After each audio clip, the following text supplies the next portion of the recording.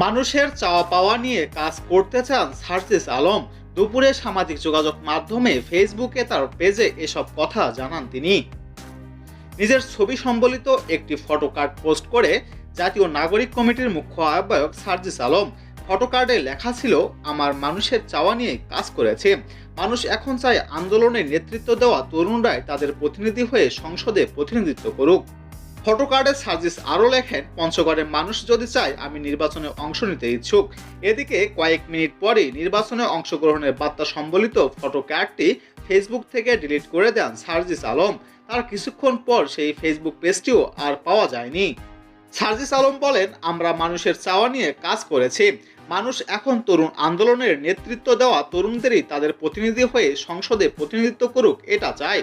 পঞ্চগড়ে মানুষ যদি চায় আমি নির্বাচনে অংশ নিতে ইচ্ছুক, কারণ আমি পঞ্চগড়ে মানুষের ভাগ্য উন্নয়নে কাজ করতে চাই।